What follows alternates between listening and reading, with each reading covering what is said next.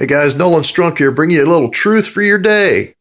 Listen, I've been talking to a lot of people here lately, and I've had this statement said to me a few times, and they said, Nolan, I love God. I'm saved, but I don't need to go to church. I don't need to go to church. There's just too much stuff that goes on in church. There's just too much of all kinds of stuff. Well, you know what? I can answer this for you, but I want to let the Word of God do it. I'm reading from the King James. Let me read this for you real quick. It's Hebrews chapter 10, verse 25. It says, not forsaking the assembling of ourselves together, as the manner of some is, but exhorting one another, and so much the more as ye see the day approaching.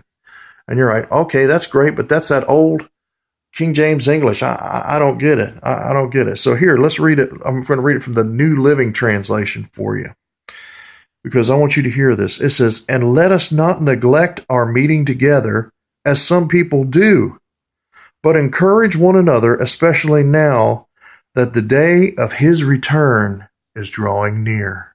Did you hear that? Listen to the footnote that they have in here. It says, to neglect Christian meeting is to give up the encouragement and help of other Christians.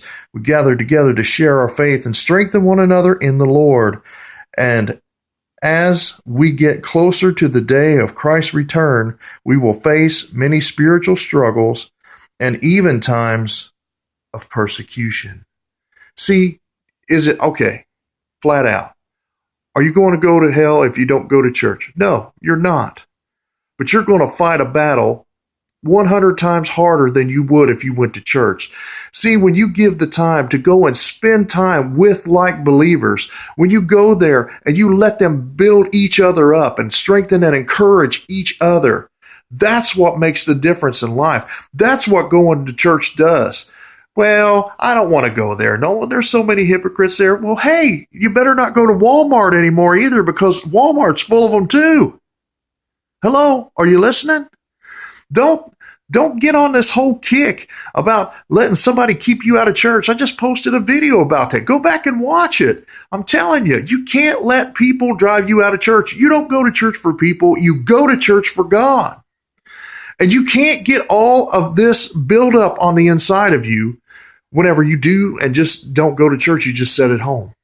Now there's a bunch of pictures going around Facebook right now that says many men are sitting in church thinking about fishing. And then this shows a guy out there on the lake, and he says, but I spend my days out here fishing thinking about God. And you know what? That's true. God should be the first and foremost thing on your mind. The order in life goes God, your wife, and then your ministry or family or whatever comes after that. That's the way it goes. God should be number one in your life. I told my wife when we were getting married, I said, listen, this is the honest truth. I said, I love you more than anything in the world. I said, but you will always play second fiddle in my heart to God. Jesus Christ is number one in my life, and it should be number one in your life. Don't let anything else get in the way. You can't let people get in your way. You've got to get out there and get into church and get this buildup on the inside of you, because the battles that are coming are battles you can't fight on your own. The United States Army had this big thing, an army of one, an army of one, an army of one.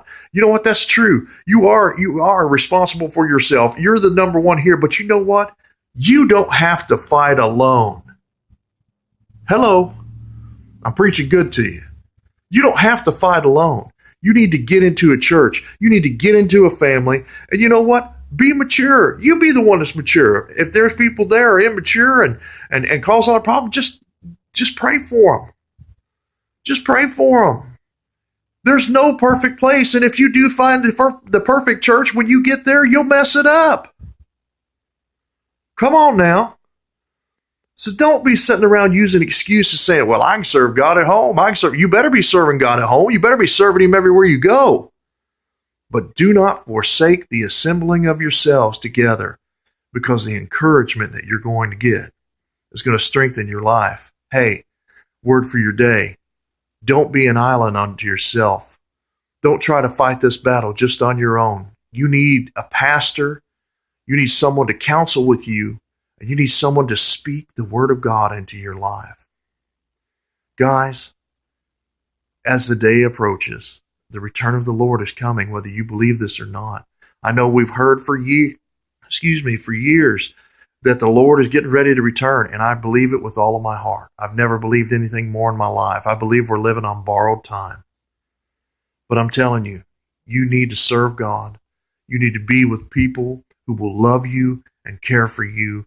Ignore the garbage and stand up for what's right. Build yourself up and be ready when that time comes.